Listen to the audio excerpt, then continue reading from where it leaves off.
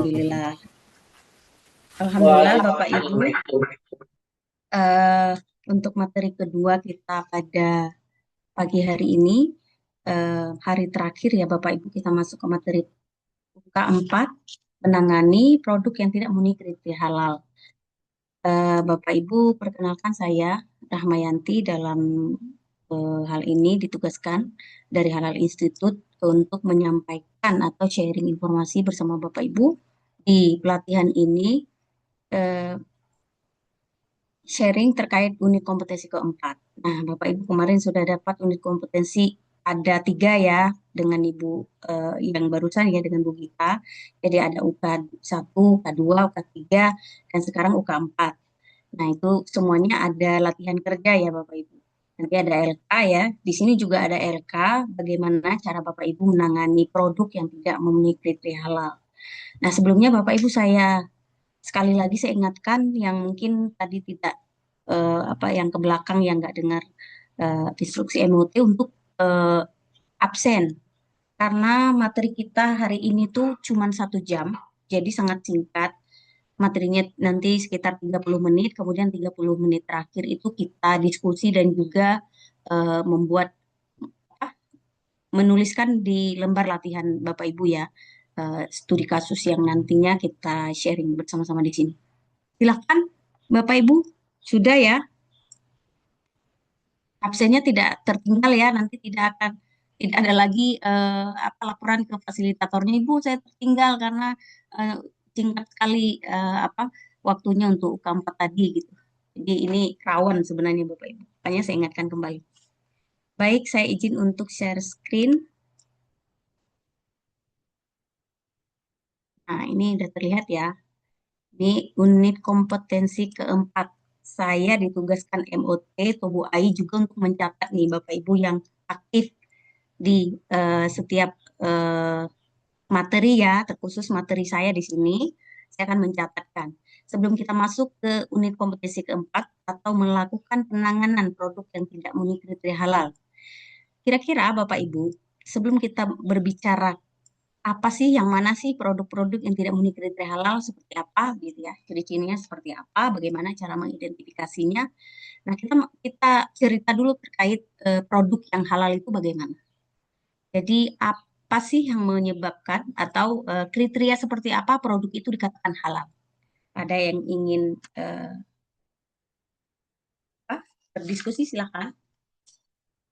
Ada yang ingin menjawab silakan. Produk yang halal itu seperti apa? Memiliki sertifikat halal Ya, dan Bu. terbebas Untuk dari kriteria ya. bahan-bahan yang haram. Ya, Bu. Kemudian produk itu memiliki sertifikat halal ya, Bu ya. Oke. Ada Pak Ahmad, silakan Pak Ahmad. Terhindar dari najis, tidak berbahaya jika dimakan.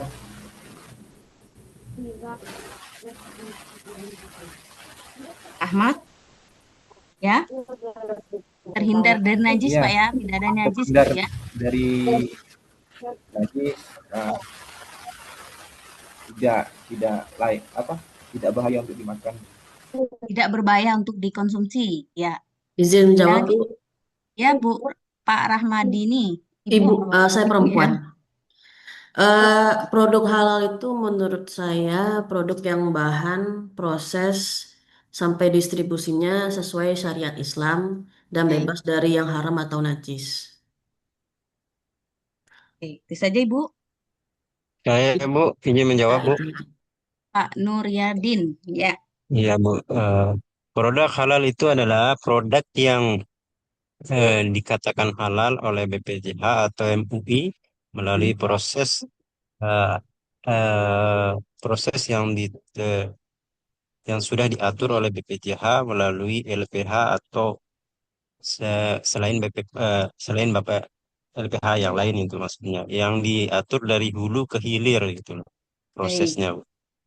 Jadi produk Seperti halal itu sudah yang sudah disahkan oleh BPJPH melalui MUI ya Pak ya. iya Kemudian yang memang sudah prosesnya itu sudah halal begitu. Kalau sudah dan disahkan memiliki dasar hukum agama yang halalan thayyiban itu sesuai Al-Baqarah ya. 168. Baik. Terima kasih Pak Nuryadin. Mungkin kita cukupkan dulu ya. Benar Bapak Ibu, bahwa produk yang dikatakan halal itu ya produk yang sudah punya sertifikat halal. Kalau secara undang-undang ya, secara regulasi produk itu dikatakan halal itu produknya sudah memiliki sertifikat halal. Tapi kriterianya itu seperti apa produk yang halal itu? Jadi produk halal itu sesuai regulasi mempunyai 5 kriteria. Ya, kriterianya itu yang pertama, produsen yang mengeluarkan produk itu harus berkomitmen dan bertanggung jawab. Nah, terhadap apa? Terhadap pemenuhan atau undang-undang sistem jaminan produk halal. Karena kita berbicara sistem jaminan produk halal ya Pak ya. Jadi kita masuk lagi, kembali lagi ke regulasi. Jadi produk yang dikatakan halal itu adalah produk yang memiliki atau sudah memenuhi 5 kriteria halal. Yang pertama itu ada komitmen dan tanggung jawab, bahwa produsennya itu harus patuh terhadap perundang-undangan sistem jaminan produk halal, mempunyai komitmen tertulis, ya, komitmen tertulis, kemudian tanggung jawabnya apa? Tanggung jawabnya adalah penyediaan SDM. SDM di perusahaan bahwa SDM-nya itu sudah mengetahui atau sudah dilatih untuk menerapkan sistem jaminan produk halal. Tandanya apa? Tandanya itu ada penyelih halal gitu ya. Ini sambil kita apa sih namanya? Mereview apa? eh, Mengingat-ingat kembali ya apa apa namanya? Semua materi yang sudah mungkin yang pernah disampaikan begitu. Karena saya yakin kalau nanti Bapak Ibu yang uji banding, 5 kriteria produk halal ini pasti apa 5 kriteria SCPH ini pasti ditanyakan seperti apa gitu. Nah, kedua, produk yang dikatakan halal itu adalah berasal dari bahan-bahan yang sudah halal begitu, bahan-bahan yang memang sudah dicatatkan atau dibuatkan di dalam daftar bahan. Maka kemudian kalau Bapak Ibu nanti menggunakan bahan-bahan yang tidak di luar dari bahan yang Bapak Ibu sampaikan di UK2 kemarin, misalnya Bapak Ibu catatkan di daftar bahan halal, maka kemudian produk Bapak Ibu itu menjadi produk yang tidak memenuhi kriteria halal. Kenapa? Karena dia dibuat bukan dari bahan-bahan yang didaftarkan di awal. Gitu. Nah, makanya kata Bu siapa kemarin pematerinya bahwa yang paling urgent di dalam sistem jaminan produk halal ini, yang paling apa ya istilahnya ya, itu adalah daftar bahan atau bahan gitu ya. Titik kritis yang paling akan dilihat pada saat pemeriksaan. Nah, kemudian bahan-bahan halal ini kan yang bahan-bahan yang memang pertama sudah halal dari sananya atau positif list atau diatur di Undang-Undang di 1360 ya, KMA 1360. Kemudian bahan-bahan yang berasal yang halal ini yang diatur di Undang-Undang atau KMA 748 atau 944 begitu ya. Dan tidak berasal dari babi atau turunannya, tidak berasal dari kamar dan sebagainya begitu ya. Nah, kemudian yang ketiga itu kriteria ketiga adalah PPH-nya, bahwa produk yang kita hasilkan itu berasal dari bahan dan juga proses yang halal, gitu. Tidak bercampur atau tidak menggunakan atau tidak menghasilkan produk yang tidak halal. Karena ada ya Bapak Ibu ya di Indonesia itu banyak ini ya perusahaan yang selain menghasilkan produk halal atau produknya disertifikasi sebagian yang lain tidak disertifikasi. Nah, nanti kalau misalnya sertifikasinya sebagian-sebagian begini, maka harus dipisahkan ke semuanya. Fasilitasnya itu harus terpisah gitu. Karena halal itu fasilitasnya harus halal di tiket. Gitu.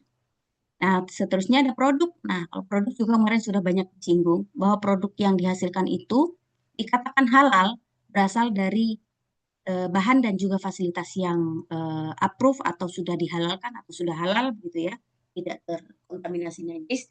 Dan juga kalau dari MUI itu ada fatwa bahwa produk itu tidak boleh yang bagaimana? Yang sensorinya tidak mengandung hal yang batil misalnya begitu ya, atau penamaannya atau bentuknya begitu mengandung hal batil atau tidak syar'i begitu. Jadi itu juga penamaan, bentuk dan juga sensori juga itu diatur. Sebenarnya bahannya mungkin halal begitu ya, tetapi untuk mendapatkan sertifikat halal, pengakuan kehalalan suatu produk itu maka tidak akan disertifikat, tidak akan diakui bahwa itu halal karena ya bentuknya saja sudah melenceng dari syariat begitu ya. Nah, jadi sampai ke sana gitu. Nah, kemudian yang terakhir itu ada pemantauan dan evaluasi bahwa keseluruhan proses produk halal Ibu, mohon di maaf Bu, saya potong. Ini di saya aja yang slide-nya nggak Oh berubah ya, apa gimana?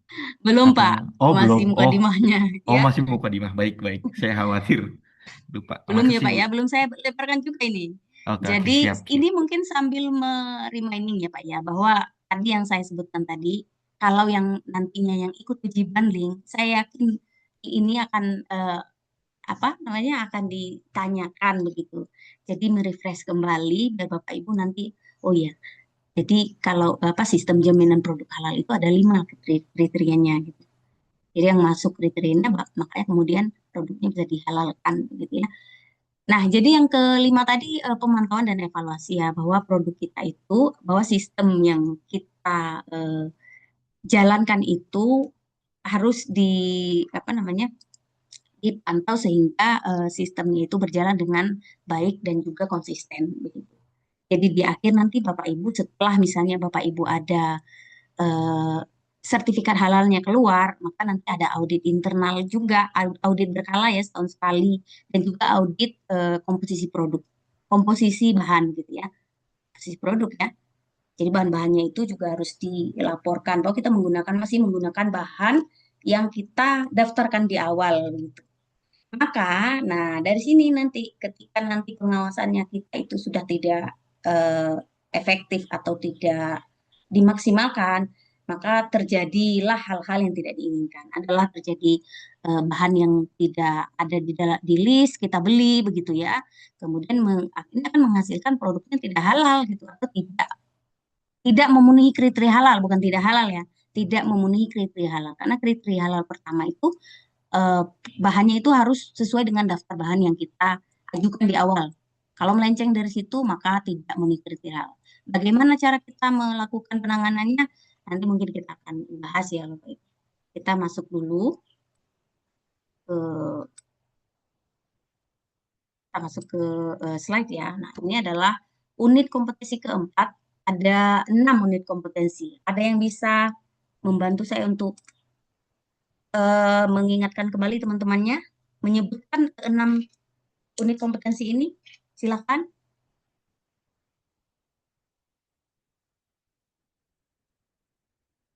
Tidak ada apa ya. Yang pertama itu kita membuat dokumen ya, pertama Bapak Ibu ya. Kemarin dengan Pak Osep membuat dokumen eh, pengajuan ya, manual SCPH gitu. Kalau eh, ada manual template, ada manual by system si halal gitu ya. Kemudian yang kedua membuat daftar bahan. Yang ketiga tadi pengawasan. Yang keempat kita melakukan penanganan produk yang tidak memenuhi kriteria halal. Jadi apa sih yang tidak memenuhi kriteria halal itu? Nah sebelumnya agenda kita ini pertama ada referensi ya. Nanti kita akan melihat referensi kita apa. Kemudian ada pengertian. Kemudian yang ketiga itu mengidentifikasi dan menangani serta melaporkan produk yang tidak memenuhi kriteria halal. Kemudian eh, terakhir ada bukti implementasi dan juga latihan kerja ya Bapak Ibu. Nah, ini kode unitnya sesuai karena referensi kita ada SKKNI nomor 21 tahun 2022. Nah, ini kriteria elemen kompetensinya ada yang pertama itu bagaimana cara kita mengidentifikasi produk yang tidak memenuhi kriteria halal. Nah, kemudian yang kedua itu bagaimana cara kita menangani produk yang tidak memenuhi kriteria halal. Yang ketiga, melaporkan dan mendokumentasikan penanganan produk yang tidak memenuhi kriteria halal. Jadi kenapa sih ada unit kompetensi keempat? Padahal kan kita sudah membuat perencanaan di awal, kemudian kita sudah melakukan mengawasi ya, pengawasan gitu. Nah, inti sebenarnya produk ini bisa saja tidak halal itu banyak faktor ya Bapak Ibu ya. Yang pertama sekali itu adalah di bahan. Kenapa? Bahan itu harus sesuai dengan yang kita daftarkan di awal. Jadi makanya kemarin ketika Bapak Ibu nanti menjadi penyelih halal membuat daftar bahan, kemudian daftar bahan itu harus didistribusikan kepada keseluruhan elemen eh, elemen atau bagian-bagian di perusahaan Bapak Ibu. Yang pertama ininya ya, ke penerimaan bahan. Cek bahannya bahwa bahan-bahan itu sesuai dengan daftar bahan yang kita distribusikan. Ke bagian gudang bahwa bahan-bahan yang kita simpan itu adalah bahan-bahan yang memang sudah ada di daftar bahan. Kemudian ke bagian produksi atau di dapur ya, bahwa bahan-bahan yang digunakan itu adalah bahan-bahan yang sudah didaftarkan di awal gitu sesuai dengan daftar bahan. Kemudian yang faktor lainnya itu banyak nanti Bapak Ibu. Nah, ini pengertiannya.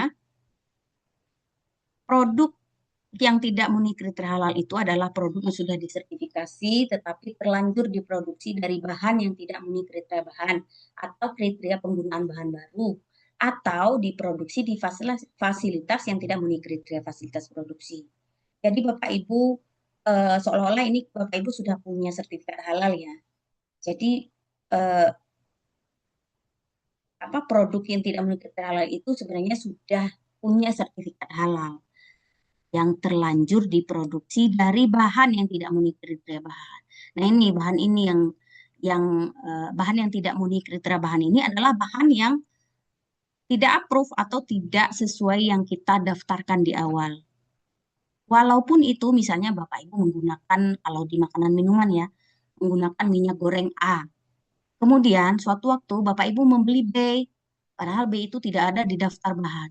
Maka kemudian produk nanti yang dihasilkan dari bahan yang Bapak gunakan bahan B ini, minyak goreng B ini menjadi produk yang tidak memenuhi kriteria, bukan tidak halal gitu ya, tapi tidak memenuhi kriteria kehalalan produk. Kemudian penggunaan bahan baru, nah ini tadi. Kalau misalnya nanti Bapak Ibu menggunakan bahan baru, jadi bahan baru itu ya wajib bersertifikat halal, wajib mempunyai dokumen halal lah ya. Selain sertifikat halal ada dokumen halal lain ya, COA misalnya gitu. Nah, makanya di awal mungkin di materi daftar membuat daftar bahan itu dianjurkan untuk Bapak Ibu membuat additional bahan, substitusi bahan gitu ya. Jadi bahan selain misalnya ada bahan beredar di luar itu bahan minyak goreng A, B, C, D dan sebagainya. Nah, Bapak Ibu boleh menyantumkan keseluruhan bahan tersebut di daftar bahan. Karena nanti ketakutannya ketika misalnya bahan A yang kita beli itu tidak ada di pasaran atau mungkin sudah tidak diproduksi lagi atau mungkin lebih mahal, maka bisa menggunakan bahan lainnya. Jadi kita ketika misalnya sudah dapat sertifikat halal tidak lagi meminta ini Bapak Ibu tidak lagi melaporkan ke BPJPH untuk penggunaan bahan baru gitu ya. Ya udah kita buatkan di awal itu, di awal pendaftaran itu kita banyak-banyakin aja bahannya gitu. Walaupun itu tidak kita gunakan di awal atau walaupun itu tidak dibeli di awal pada saat pemeriksaan tidak apa-apa. Bahan yang utamanya misalnya minyak goreng A, ya udah itu kemudian tambahkan B, C dan D-nya gitu. Atau, nah bisa juga nih dari fasilitas yang tidak memenuhi kriteria fasilitas produksi. Maka Bapak Ibu kemarin mungkin sudah banyak disinggung bahwa untuk pemenuhan produk halal ini, fasilitasnya itu memang harus halal dedicated. Kalau misalnya Bapak Ibu menggunakan maklon, maka maklon itu memang harus digunakan hanya untuk fasilitas menghasilkan produk yang halal. Tidak menghasilkan produk yang tidak halal juga gitu. Jadi kan ada ya maklon atau perusahaan-perusahaan itu dia memaklonkan fasilitasnya ke vendor ke yang lain yang sudah punya sertifikat halal dan juga ada juga yang tidak punya sertifikat halal ya. Nah, ini sebenarnya tidak boleh gitu. Jadi kita harus memastikan bahwa fasilitas itu yang memang sudah halal dedicate gitu, tidak sharing facility gitu dengan produksi produk yang tidak halal atau belum bersertifikat halal. Karena kita tidak tahu walaupun dia belum mensertifikasi produknya, kita tidak tahu kan bahan-bahan yang digunakan itu, bahan-bahan yang akan disertifikasi itu, didaftarkan itu sudah punya dokumen halal atau belum gitu. Jadi fasilitas itu harus halal sedikit. Kemudian, nah ini ya Bapak Ibu, bahan-bahan, contoh-contoh bahan yang tidak boleh digunakan, gitu. Bahan dari babi dan turunannya, ini sudah sangat jelas, familiar sekali ya, babi dan turunannya itu, kemudian darah, bangkai, ini yang sudah dogma di kita ya, di Muslim itu ini adalah dogma, bahwa kita itu tidak boleh makan dari babi dan turunannya, darah, bangkai, bagian tubuh manusia itu haram. Khamar juga ya, minuman beralkohol dan juga hasil samping industri khamar. Bahan yang tidak lazim di industri, misalnya seperti borak dan sebagainya itu tidak boleh digunakan. Industri makanan maksudnya ya. Atau misalnya bahan-bahan yang hewan yang bertaring, berkuku tajam, mungkin kemarin juga sudah banyak diulas oleh Pak Kiai, eh, hewan-hewan apa saja yang tidak boleh digunakan sebagai bahan di industri makanan minuman dan juga industri barang gunaan gitu ya. Kemudian bahan yang bercampur dengan bahan haram atau najis, bahan hewan yang disembelih tidak sesuai syariat. Nah, eh, tadi saya menemukan review saya terhadap unit kompetensi kedua kemarin ya, ada menggunakan hewan ayam. Nah, ayam ini kan kalau ayam ini kalau hidup kan positif list namanya ya Pak Bapak Ibu ya. Tapi kalau kita mau menggunakan ayam ini sebagai bahan, baik itu karkas ayam, paha ayam, ceker ayam dan sebagainya itu kan harus disembelih dulu. Nah, sembelihnya itu sesuai syariat. Jadi ayam ini adalah hewan yang sangat kritis yang wajib punya dokumen halal gitu. Boleh dokumen lain, jadi harus ada dokumen halal gitu. Bentar Bapak Ibu.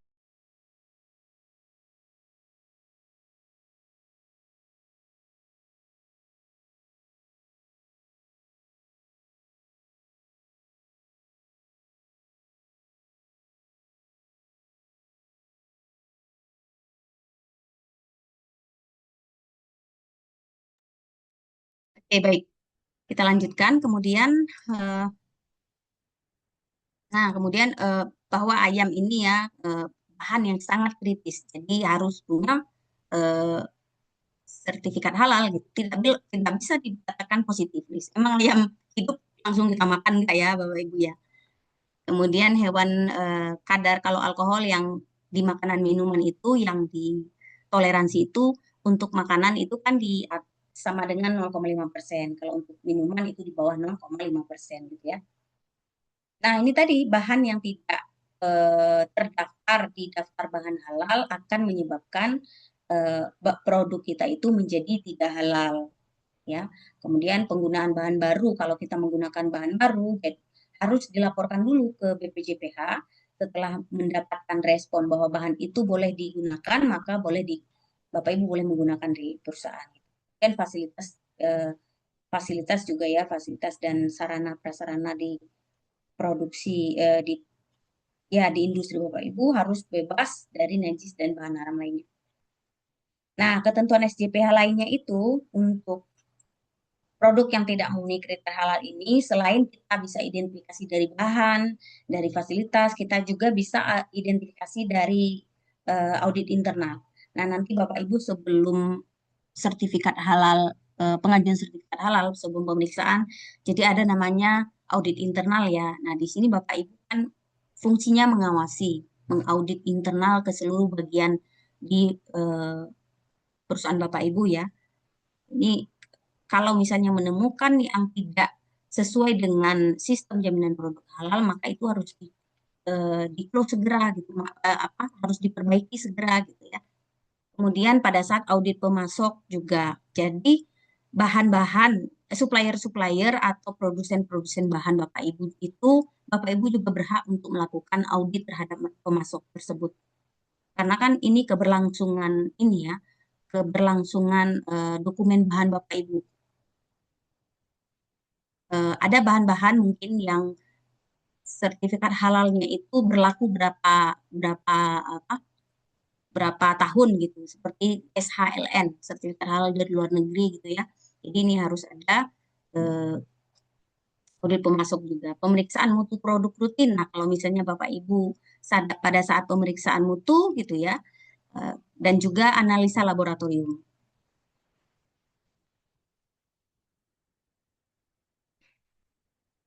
Nah, kemudian dari ke semua faktor ini ya Bapak Ibu, tadi kemarin juga kan juga sudah di manual SCP juga ada SOP ya, ngisi SOP ya Bapak Ibu ya. Makanya perusahaan itu harus memiliki prosedur atau SOP ya untuk menangani produk yang tidak memenuhi kriteria halal dalam hal penanganan produk yang tidak memenuhi kriteria halal. Jadi dalam hal apapun sebenarnya SOP ini sangat diperlukan pada misalnya SOP apa SOP penerimaan bahan, SOP penggunaan gitu ya, SOP penggunaan fasilitas gitu. Sampai juga SOP untuk menangani produk halal itu harus punya SOP gitu. Karena ini sebenarnya ya unit kompetensi keempat ini Bapak Ibu sebenarnya tidak kita inginkan, tetapi dibuatkan sifatnya itu preventif untuk pencegahan gitu ya Bapak Ibu ya. Pencegahan, mana tahu atau sewaktu-waktu kita lalai dalam pengawasan terhadap produk halal ini terjadi hal yang tidak diinginkan, produknya tidak menjadi tidak halal atau misalnya gagal halal. Gitu. Kemudian setiap industri itu beda-beda ya cara pemusnahannya. Kalau misalnya tadi ada kimia, misalnya kosmetik ya. Kosmetik itu bahan-bahannya kan banyak bahan-bahan kimia. Itu mungkin kalau misalnya ada bahan yang tidak halal, bukan bahan ya, produk yang tidak halal, maka kemudian dilakukan pemusnahannya seperti apa? Kan tidak boleh langsung dibuang ke tempat pembuangan gitu ya. Ada limbah tertentu. Limbahnya itu ada proses tertentu begitu. Dilakukan proses tertentu terhadap limbah kosmetik, obat-obatan tersebut gitu. Kalau untuk makanan minuman kan bisa misalnya langsung aja dibuang ke tempat sampah begitu. Atau dijadikan pakan ternak gitu. Atau dijadikan bahan pupuk dan sebagainya gitu ya. Jadi Bapak Ibu dalam eh, industrinya nanti harus punya SOP. Nah, prosedurnya itu harus membuat definisi yang tepat terhadap tentang produk yang tidak memenuhi kriteria halal dan cara menanganinya ini. Jadi beda produsen, beda industri, beda cara penanganannya. Kalau misalnya di dunia di industri distribusi tadi misalnya ada produk-produk yang tidak halal ternyata yang kita bawa. Itu kan tidak semerta-merta, tentu tergantung ini ya MOU ya dengan produsennya. Apakah produk yang nantinya misalnya tidak halal itu harus kita langsung kita musnahkan atau mungkin kita kembalikan ke produsennya gitu. Tergantung nanti industrinya MOU-nya dengan produsen itu seperti apa. Nah, bagaimana cara kita mengetahui bahwa produk kita itu tidak halal? Nah, pertama jadi ini ada cara kerjanya ya. Kalau di unit kompetensi ini selain jadi ada metodenya. Pertama kita mengidentifikasi dulu produk yang tidak memenuhi kriteria halal ini.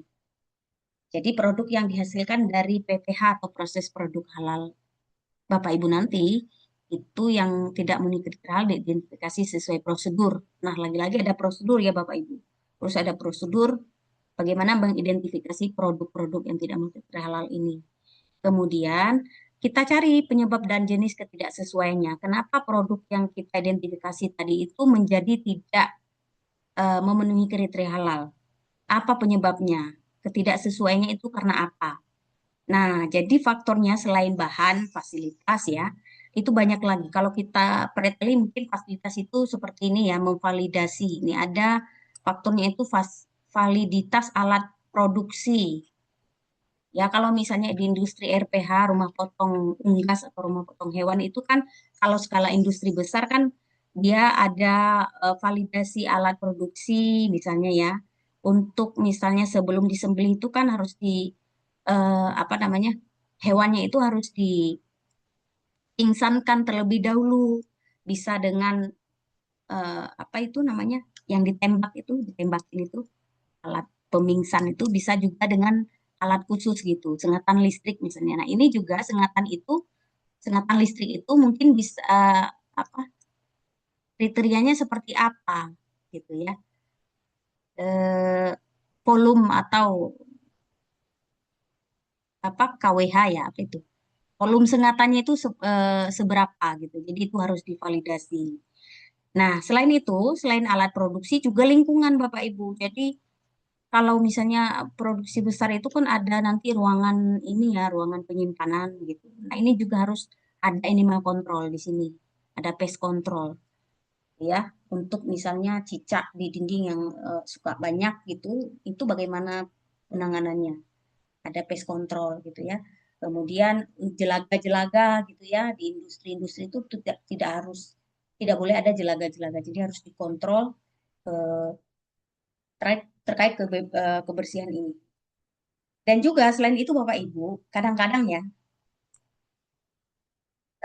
bisa juga terkontaminasi itu dari personil. Kemarin mungkin ada yang bertanya kalau kami boleh nggak ya personilnya SPPG nih PU-nya, boleh nggak personil itu non Muslim? Boleh gitu ya.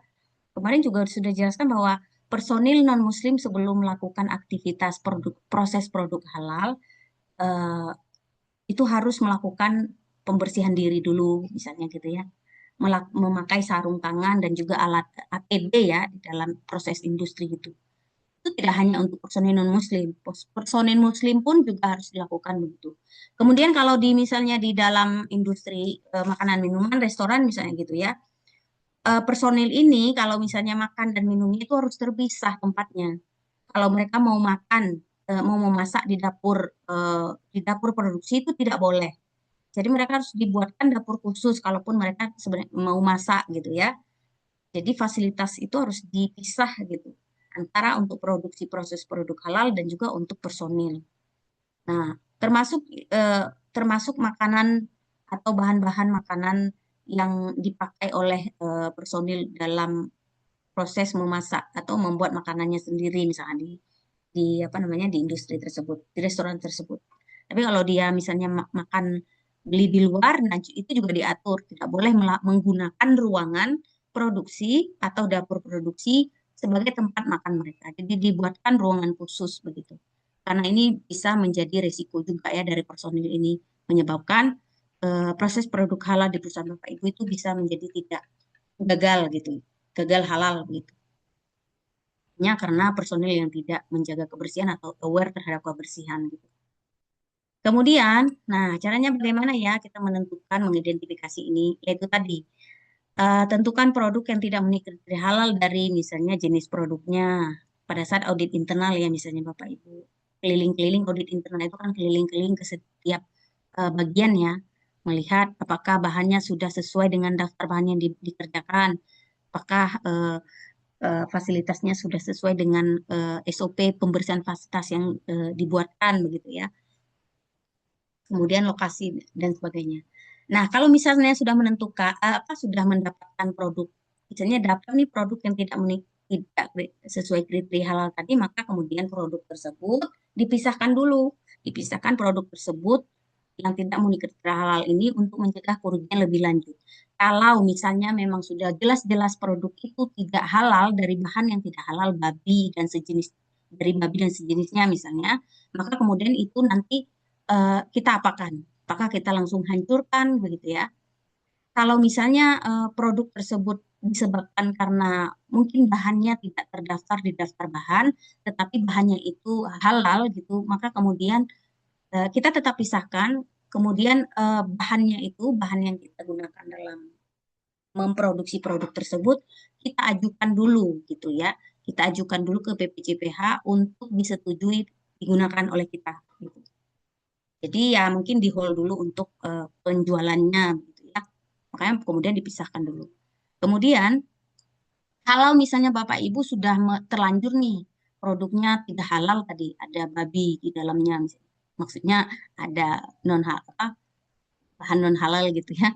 Maka kemudian lakukan identifikasi dan penarikan. Produk itu harus ditarik untuk mencegah produk ini masuk ke rantai PPH berikutnya. Kalau misalnya Bapak Ibu produknya ini kan adalah bahan untuk produksi lainnya, orang lain, nanti kan itu masuk ke rantai PPH orang lain gitu ya. Misalnya seperti garam atau misalnya gula. Itu produk kita, Bapak Ibu misalnya produknya garam atau gula menjadi bahan untuk eh, produksi orang lain begitu. Dan termasuk di dalamnya melakukan pengendalian, pengamanan dan pengawasan. Jadi cara kita mentelusur kenapa produk kita itu tidak halal itu ada metode 4M1E ya. Pertama, kita bisa melihat dari materialnya. Apakah bahan yang kita gunakan itu, bahan baku yang kita gunakan itu ada di dalam daftar bahan, termasuk bahan yang halal atau tidak. Begitu.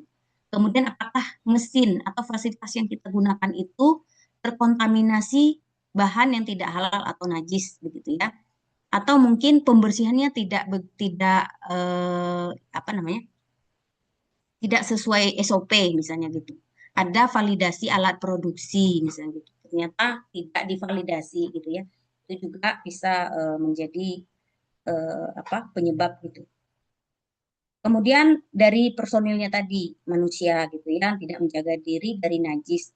Misalnya dia membawa makanan dari luar, nah itu harus dibuatkan semacam SOP, membawa makanan atau bahan-bahan dari luar. Termasuk juga untuk pengunjung. Manusia ini selain personil juga pengunjung, kalau misalnya di resto ya, itu juga tidak boleh, kita kan punya ketentuan tidak boleh membawa bahan atau makanan dari luar. Kenapa? Karena ya ketakutannya bahan itu tidak, apa produk itu tidak halal. Sementara dia nanti menggunakan fasilitas kita, minta piring, minta gelas, atau minta sendok dari resto Bapak Ibu. Gitu. Itu harus dihindari. Ya harus ada punya SOP yang jelas terkait pengunjung juga selain personil gitu ya. Kemudian metode kerja yang tidak sesuai kriteria SCPH gitu ya. Dan juga lingkungan area kerja yang tidak bersih gitu. Jadi lingkungan ini sangat berpengaruh Bapak Ibu. Apalagi itu yang makanan minuman ya. Ya semuanya ya Bapak Ibu ya, makanan minuman, produksi kosmetik. Kalau misalnya ada jelaga-jelaga, hewan-hewan yang berkeliaran itu akan menjadi resiko dalam kontaminasi produk halal yang kita hasilkan. Nah, kemudian setelah kita identifikasi nih, kita kan harus menangani ya.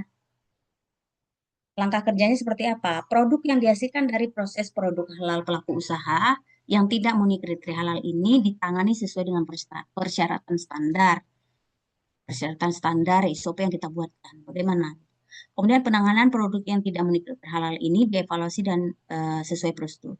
Jadi Bapak Ibu, kalau tadi ada produk yang memang sudah jelas-jelas tidak halal, maka kan kita musnahkan ya, kita musnahkan. Tapi ada produk-produk yang dihasilkan dari bahan yang tidak halal, berarti kita melaporkan dulu bahan baru yang kita gunakan itu gitu ya, untuk dilakukan pelaporan ke BPJPH ya, untuk disetujui bahan itu digunakan atau tidak. Nah, jadi penanganan produk yang tidak sesuai halal, tidak memenuhi kriteria halal ini, yang pertama itu tidak dijual ke konsumen yang mempersyaratkan produk halal. Ini sangat jelas. Kalau bahan-bahannya tidak halal, maka produk itu ya tidak boleh kita jual ke konsumen yang mempersyaratkan produk halal ya. Boleh tidak ya kita jual ke konsumen yang tidak mempersyaratkan produk halal atau non-muslim? Boleh nggak Bapak Ibu? Misalnya Boleh, contohnya, boleh. boleh ya Pak ya? Dengan Bapak siapa tadi? Kartiko, Bu. Pak Kartiko. Oke. Jadi boleh ya Bapak Ibu. Nah, ada tapinya Bapak Ibu. Kalau misalnya produk kita itu memang sudah jelas-jelas ada DNA babinya misalnya ya, ada bahan-bahan yang tidak halal yang bisa dimakan maksudnya. Bukan bahan-bahan yang tidak ini ya, yang beracun atau apa sebagainya itu enggak. Tapi maksudnya bahan itu produk itu sudah tercampur dengan bahan-bahan yang tidak halal seperti babi dan turunannya. Jadi untuk untuk mengantisipasi kerugian lebih besar, jadi Bapak Ibu menjualnya ke orang non-Muslim misalnya gitu. Boleh, tetapi syaratnya itu harus ada MOU yang jelas bahwa produk ini tidak boleh dijual lagi oleh mereka ke atau diberikan kepada tetangga-tetangga muslimnya gitu. Jadi harus dijual di kalangan mereka atau di komunitas mereka gitu.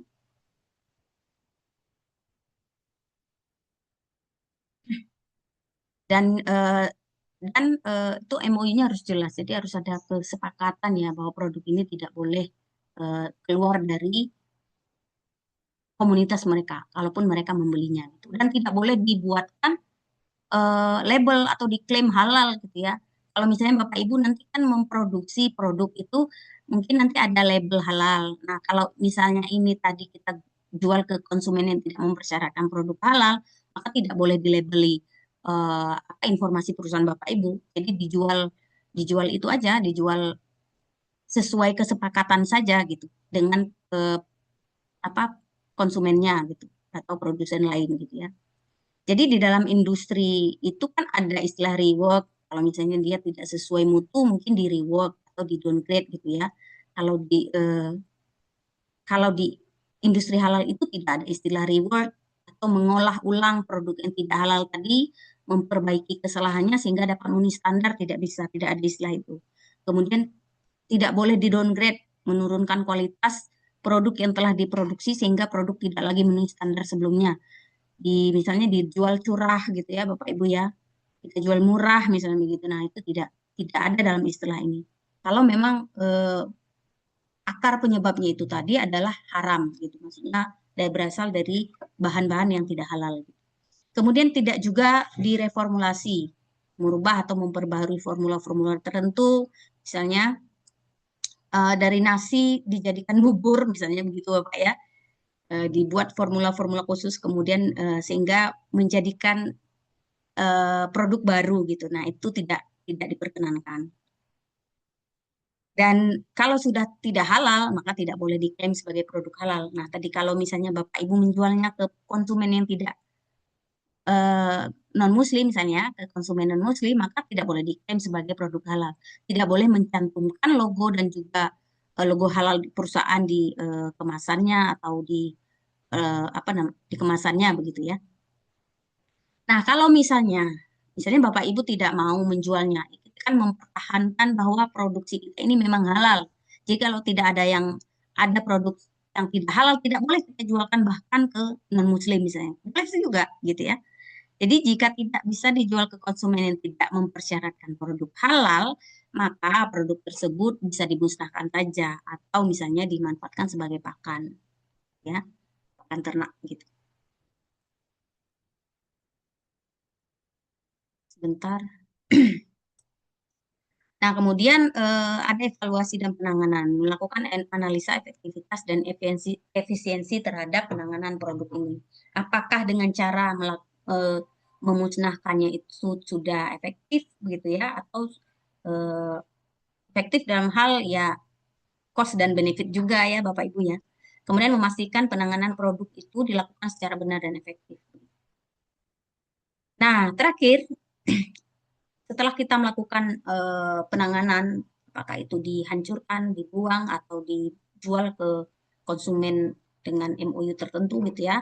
Kemudian kita lakukan pelaporan dan pendokumentasian. Kenapa? Karena setiap langkah kita, langkah kerja Bapak Ibu nanti sebagai penyelia halal itu kan apapun yang dikerjakan di perusahaan tersebut, di industri tersebut, yang sudah menerapkan sistem jaminan produk halal, maka semua yang kita lakukan itu kita dokumentasikan. Bahkan itu melakukan pemusnahan gitu ya. Pemusnahan itu juga harus ada dokumentasinya. Jadi penanganan produk yang tidak memenuhi kriteria ini dilaporkan sesuai prosedur, kemudian dokumentasi penanganan ini, produk yang tidak memenuhi kriteria ini dipelihara sesuai prosedur. Jadi ya format-format inilah ya Bapak Ibu ya untuk pelaporan ini ya seperti format lainnya, misalnya dibuatkan tertulis berita acara begitu ya dengan format boleh boleh memakai template dari BPJPH atau dari template Bapak Ibu sendiri di perusahaan gitu.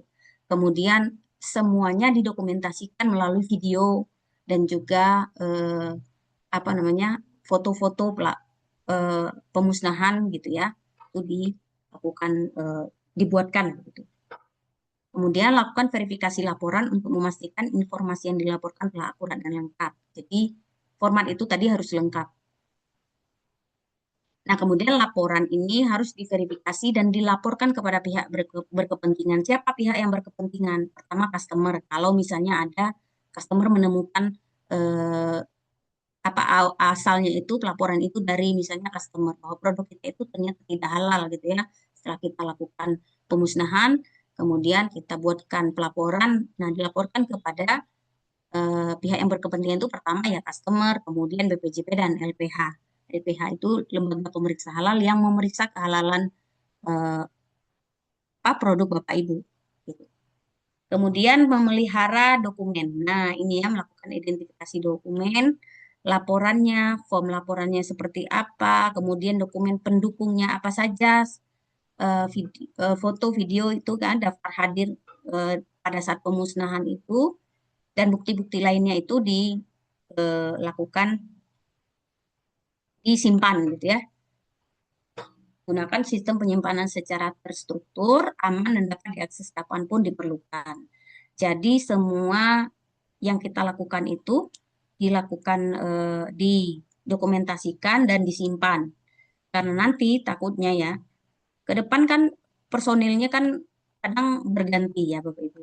Kadang ada yang resign, kadang ada yang apa sih namanya tidak mau kerja lagi di sana ya resign ya, atau cuti dan sebagainya, maka kemudian dokumen itu harus disimpan di tempat penyimpanan yang terstruktur, yang kapanpun Bapak Ibu mau mengaksesnya kembali dapat diakses gitu.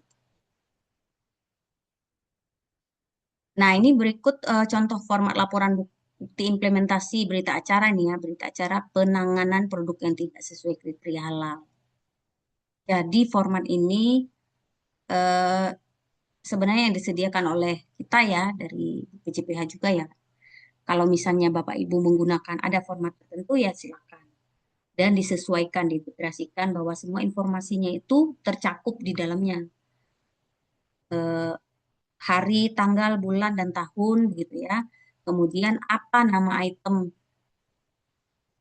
yang akan dimusnahkan atau nama produk yang akan dimusnahkan itu apa, kemudian jumlahnya berapa, ada uraian, kemudian lokasi pemusnahan, dan juga penanggung jawab. Nah, di sini penanggung jawab dalam hal penanganan produk yang tidak sesuai kriteria halal ini adalah sepenuhnya oleh penyelia halal. Walaupun nantinya Bapak Ibu nanti akan di apa namanya dibantu oleh disiapkan oleh misalnya bagian dapur misalnya gitu ya.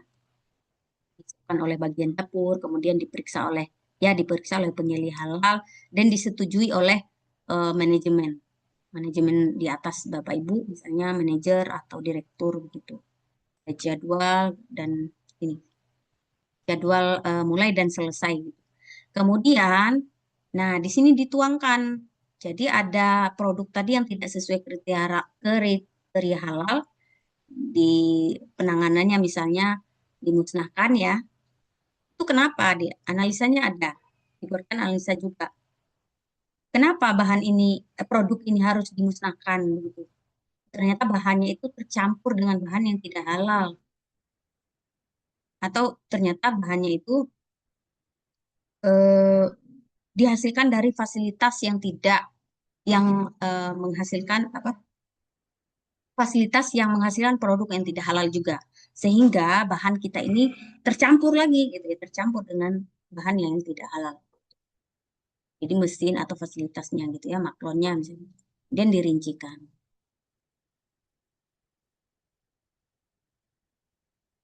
Ya Bapak Ibu ya. Oke, mungkin itu saja materinya.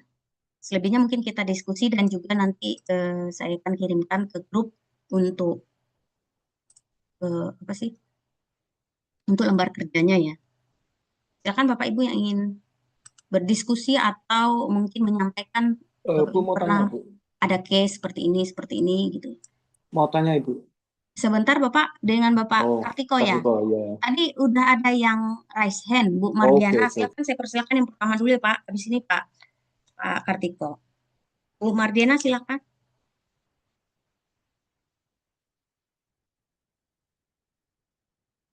Suaranya tidak kedengaran, Ibu.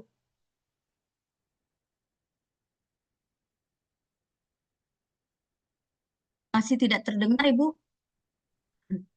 Kalau ya mungkin dicabut dulu itu pakai mikrofonnya PC aja atau laptopnya.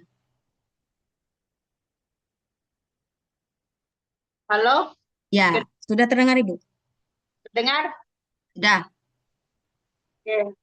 Terima kasih. Tadi yang eh, penanganan ya, penanganan produk yang tidak halal, tapi yang penggantian produk baru, Bu. Kalau misalnya memang bahannya dia halal, kenapa menjadi misalnya kita barang misalnya menu ya, satu menu kita ganti misalnya minyaknya dengan produk yang lain, tapi minyak itu dasarnya halal. Terus di sistem ini katanya menjadi tidak halal karena belum dilaporkan. Ya. Ya, apakah halal itu juga berhubungan dengan pemberkasan atau memang bahannya karena bahannya halal? Apakah karena belum dilaporkan ke SCPH terus menjadi tidak halal begitu? Ya. Jadi kalau misalnya bahannya tadi tidak halal, Bu ya, menggunakan bahan baru, tapi pada Ya, dasarnya bahan itu sudah halal, Bu ya.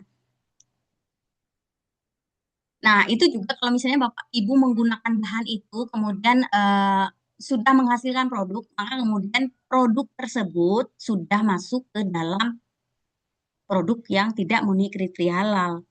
Walaupun misalnya bahannya halal, tadi sudah saya sampaikan ya. Caranya ya kita laporkan dulu bahannya, Ibu. Jadi bahan yang tadi Ibu gunakan yang tidak ada di daftar bahan itu Ibu laporkan dulu ke BPJPH. Kalau sudah dapat respon dari mereka boleh digunakan, maka kemudian ya baru kemudian produk yang sudah jadi tadi boleh dijual gitu. Tapi sebelum itu di approve atau disetujui oleh BPJPH, maka tidak boleh dipasarkan dulu Ibu produknya. Begitu ya Bu ya. tapi produknya halal, cuma untuk maksudnya produk itu halal, kan produknya halal, bisa dimakan, halal dalam harfiah halal, tapi untuk dipasarkan tidak boleh menggunakan label halal maksudnya ya, begitu maksudnya ya. Ya Ibu bahan tadi Ibu ya. Ibu nanyakan bahan ya. Bahannya kan halal, produk misalnya mengganti suatu bahan produk, tapi bahannya diganti itu kan Ya, halal. ya benar. Iya, walaupun misalnya gini contohnya Ibu misalnya produksi keripik pisang, Ya, kemudian di daftar bahan Ibu itu menggunakan minyak goreng bimoli misalnya. Kemudian pada suatu waktu Ibu menggunakan minyak Sania, kan halal juga ya bahannya. Nah, itu produknya sudah masuk ke kriteria tidak memenuhi kriteria halal. Bukan tidak halal produknya, tetapi tidak masuk ke kriteria halal karena tidak menggunakan bahan dari bahan yang Ibu tuliskan di awal. Jadi, produk Ibu itu halal, tetap halal gitu ya, karena bahannya juga halal. Tetapi untuk dipasarkan ditunda dulu sampai bahan yang Ibu gunakan minyak goreng Sania tadi itu dimintakan dulu persetujuannya ke BPJPH sampai disetujui Ibu. Nah, tetap halal gitu, tetap boleh digunakan. pelabelan halalnya tidak boleh, tapi produknya halal, gitu ya. Ya, jadi intinya tidak boleh dipasarkan dulu Bu, jadi tidak boleh dicantumkan label halalnya dulu. Tapi produknya halal. Iya, produknya halal, tidak boleh dijual dulu, intinya tidak boleh dijual dulu. Kalau tidak boleh dijual, artinya kan label halalnya tidak kita cantumkan ya. Jangan Ya, dicantumkan dulu gitu.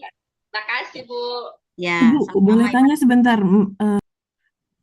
Oh, Pak, ya, kalau tadi itu kan kalau kita ambil kayak contoh sebentar Ibu. Tadi mungkin ada yang sudah ini ya, sudah raise hand duluan. Pak, apa tadi? Pak Kartiko ya? Oh, nggak apa-apa, Bu. Ibu itu dulu aja, Oh nggak ya, apa-apa. oh ya, kalau diizinkan boleh. Silakan Ibu, tadi Ibu siapa? Bu oh Rahma iya, waktunya ya. Oke, waktu kita mungkin 2 menit lagi ya Bapak Ibu. sebentar saja. Terdaftar di BPJH itu bagaimana, Ibu? Ke BPJPH itu melaporkan saja, Bu. Kan ada kalau di SJPH, di manual SJPH itu kan ada lampiran keberapa itu ya. Saya lupa lampiran keberapa itu ada pelaporan penggunaan bahan baru. Nah, bahan lama apa, bahan baru yang digunakan apa. Nah, itu disampaikan ke BPJPH. Walaupun Setelah itu hanya untuk sementara. bukan untuk sementara, kalau misalnya Ibu sudah melaporkan bahwa ada penggunaan bahan baru, artinya bahan baru tersebut boleh Ibu gunakan sampai kapanpun gitu. Jadi sudah masuk ke daftar bahan gitu istilahnya. Oh, baik, Bu. Jadi tidak sementara, sifatnya itu udah berkelanjutan. Ibu boleh menggunakan sampai kapanpun bahan baru yang baru Ibu laporkan tersebut. Baik, terima kasih, Bu. Ya, satu lagi mungkin ya Bapak Ibu ya, Pak Iqbal Khairuddin. Oh, Silakan Pak Iqbal. Mungkin itu dari Pak Kartiko dulu itu Bu yang sudah Oh iya Pak Kartiko, menanya. lupa lagi saya. Mohon maaf Pak Kartiko. ya, pertanyaan sederhana kok, Pak, Bu, mohon maaf. Kan ada kasus misalkan bahan itu datang ternyata tidak sesuai dengan kriteria dan sebagainya. Nah, misalkan itu dimusnahkan, apakah perlu juga didokumentasikan seperti pemusnahan produk yang tidak sesuai halal atau bagaimana, Bu? Nah, kalau untuk bahan, ini kan produk Pak ya, yang kita pelajari ini UK4 ini produk. Nah, kalau untuk bahan tergantung nanti MOU-nya dengan supplier atau produsennya bagaimana.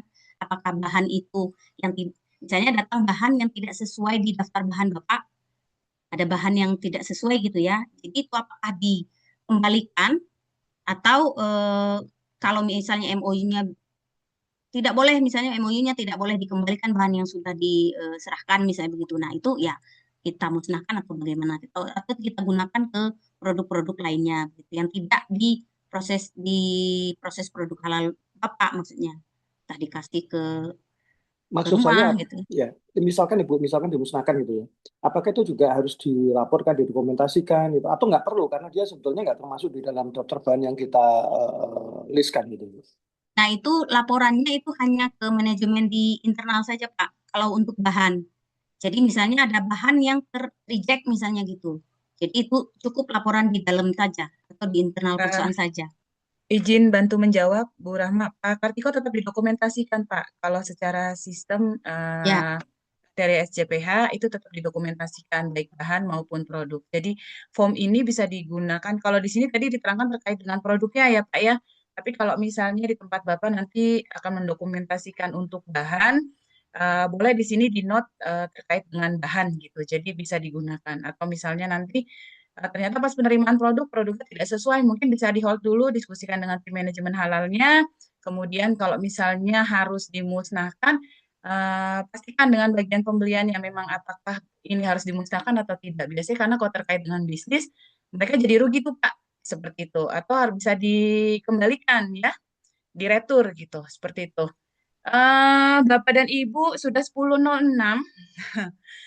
Mohon maaf, Bu Rahma, boleh ya, kita close? close ya.